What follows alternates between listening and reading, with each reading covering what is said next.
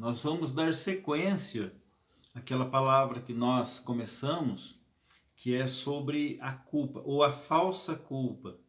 Nós falamos na outra palavra sobre a falsa culpa que os pais acabam projetando inconscientemente nos seus filhos.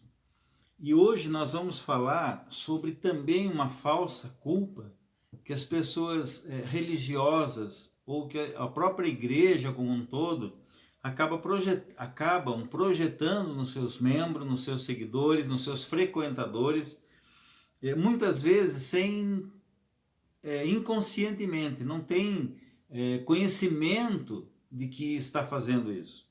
E eu quero pegar, depois eu vou concluir essa palavra, numa terceira palavra, olhando para o Evangelho de Jesus. Mas hoje nós vamos ficar apenas no livro de Jó. Vamos pegar algumas coisas aí, vamos percorrer todo o livro de Jó, desde o capítulo 2 até o final, para nós vermos algumas coisas sobre isso. No capítulo 2, versículo 11 a 13, nós vemos que três amigos de Jó, Bildade, Zofar e Elifaz, esses três amigos, eles souberam da situação de Jó, da miséria de Jó, da desgraça de Jó, da perda de Jó. E eles combinaram, vieram cada um da sua região, e eles vieram para consolar Jó. E quando eles chegam aonde Jó está, o capítulo 2 e no versículo 13, fala que, o versículo 12 ainda, fala que de longe eles levantaram os olhos e eles não conseguiram reconhecer Jó. Ele estava numa situação deplorável, estava numa situação talvez magro, talvez todo cheio de feridas, e eles não conseguiram conhecê-lo. Então eles choraram, jogaram pó sobre a cabeça, e no versículo 13 fala que eles sentaram-se com ele no chão durante 7 dias e 7 noites.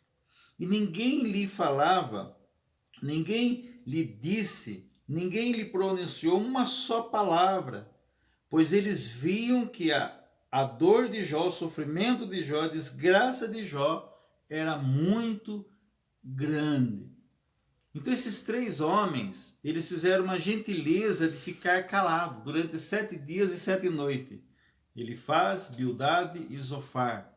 Eles ficaram ali, como o próprio apóstolo Paulo fala no capítulo 12 de Romanos, chorando com os que choram, né? Só que quando eles começam a falar, quando eles começam a filosofar, quando eles começam a argumentar com Jó, aí que nós vemos eles tentando jogar a culpa no próprio Jó. Ou seja, Jó estava naquela situação porque ele devia ter cometido algum pecado. Se ele não cometeu nenhum pecado, os seus filhos devem ter cometido algum pecado e Deus está colocando sobre as costas dele. Mas alguma coisa aconteceu. Alguma coisa Jó fez. Jó é culpado de alguma coisa, senão ele não estaria nessa situação. No capítulo 8, no versículo 5 e 6, nós vemos aí uma palavra de Zofar que é bastante significativa. Capítulo 8, versos 5 e 6. Zofar vai falar assim: mas se você buscar a Deus, falando para Jó, e pedir misericórdia ao Todo-Poderoso, ele sem demora despertará para ajudá-lo e restaurará a justiça da sua morada. O seu primeiro estado parecerá pequeno comparado com a grandeza do seu último estado.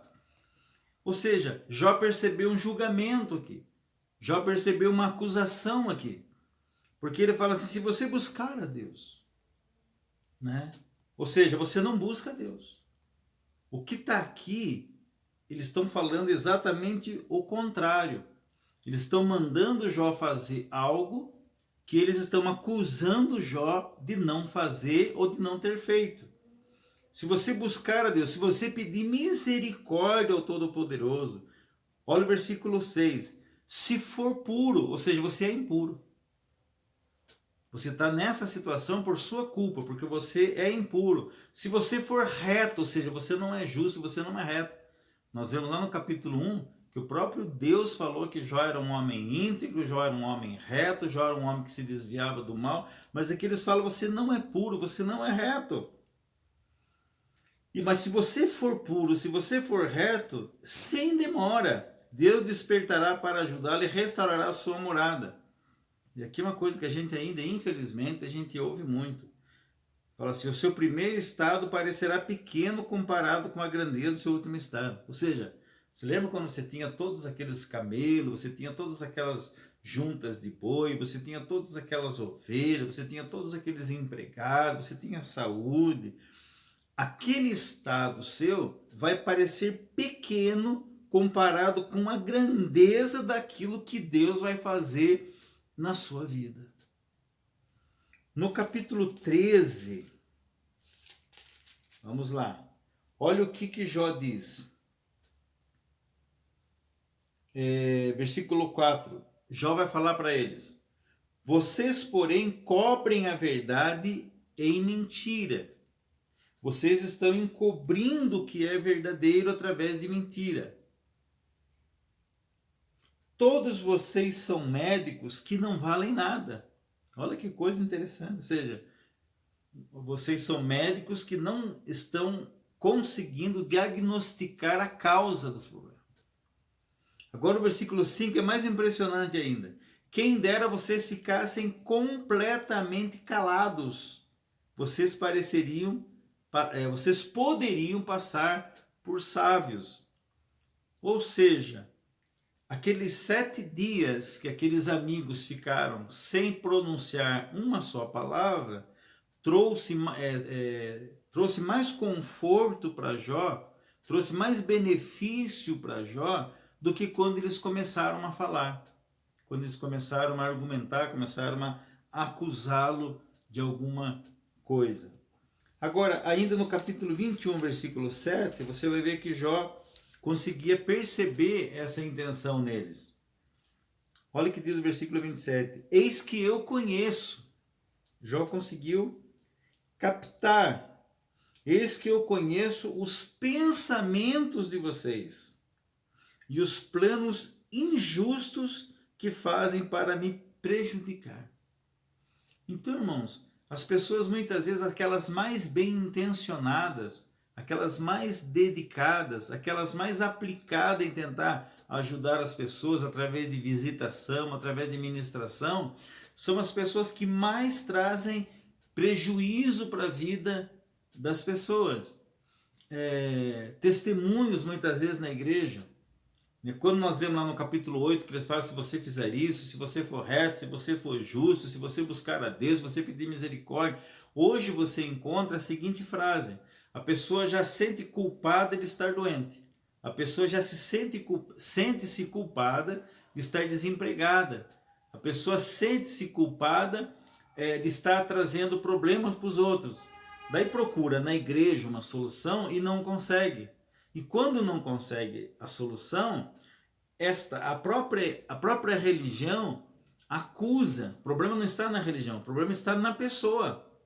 É falta de fé. Eu me lembro uma vez que eu participei de um congresso, tinha mais de 1.500 pessoas nesse congresso.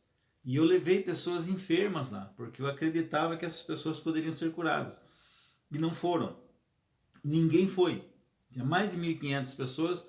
Dessas 1.500, a maioria eram pessoas que estavam com problemas, estavam com doenças, estavam realmente com bastante dificuldade, e ninguém foi. E o que me surpreendeu é que no último dia da campanha, quem estava pregando, presidindo, ministrando, orando pelas pessoas, ele falou que a culpa não era dele, mas que a culpa era das pessoas que não tinham fé. Não tinham fé. Esse é o remate. Essa é a minha terceira palavra que eu vou estar falando. Só que não vamos estar olhando para o livro de Jó, nós vamos estar olhando para o Evangelho. Eu quero só concluir aqui no livro de Jó, no capítulo 42, versículos 7 e 8, você vai ver que o próprio Deus fala que aqueles amigos de Jó estavam errados com respeito à abordagem que fizeram da situação de Jó, o diagnóstico que eles haviam feito da situação de Jó. Olha aí, no capítulo 42, no versículo 7, fala: depois que o Senhor falou estas palavras a Jó, o Senhor disse também a Elifaz. O que ele diz? A minha ira se acendeu contra você e contra seus dois amigos. Por que se acendeu? Porque vocês não falaram a meu respeito que é reto como meu servo Jó. Como meu servo Jó falou.